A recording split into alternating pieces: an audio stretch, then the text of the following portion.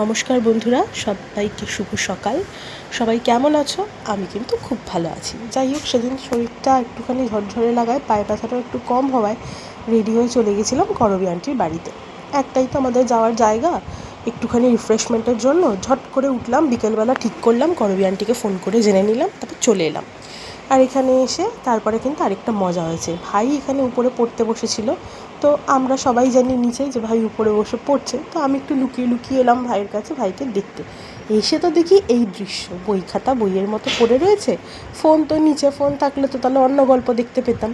আমি এই জিনিসটা সুন্দর করে রেকর্ড করে নিলাম। ছোটোবেলায় মোটামুটি সবাই আমরা এরকম একটা করে কট খেয়েছি বলো, পড়তে বসে হয় ফোন দেখা, বা ছোটোবেলায় তো অত ফোন ছিল না আমাদের সময়, হয় এরকম ঘুমিয়ে থাকা বা টিভি চালানো বাবা মা না থাকলে। তো এই দেখো, কট খাওয়ার পর ওর রিয়াকশানটা জাস্ট দেখার মতো, আমি তো হেসেই কুটোপুটি। এ বাবা, ছি ছি ছি ছি ছি ছি, ম্যাগো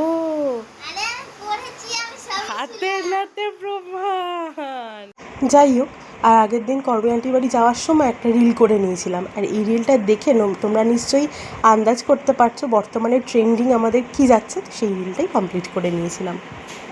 আর করবী আন্টির বাড়ি যাওয়ার পরেই করবী আন্টি নিয়ে এলো গরমাগরম চা, সাথে ছিল পাঁপড় ভাজা। তারপরে আবার করবী আন্টির বাড়ি গেছি, মুড়ি মাখা হবে না, এটা তো হবেই না, মুড়ি মেখে নিলাম, নিয়ে খাওয়া দাওয়া কমপ্লিট করে একটু তাড়াতাড়ি বেরিয়ে এসেছিলাম। ভাই বললো আমি তোমাদের সাথে বেরোই, মামা বাড়ি যাবো। আর এখানে দেখো দুষ্টর অবস্থা, আমার পায়ে ব্যথা বলে আমি বেঁকে বেঁকে হাঁটছি, মানে খুঁড়িয়ে খুঁড়িয়ে, ও আমাকে নকল করছে। আর এইখানে দেখো একটা বাড়িতে না, দেখো একটা গান প্র্যাকটিস করছিল লোকটা মাইক নিয়ে, তো ও এখানে দেখি হঠাৎ দাঁড়িয়ে নাচতে শুরু করলো। যাই হোক, তোমরা সবাই ভালো থেকো, সুস্থ থেকো, আজকে এটুকুই, টাটা।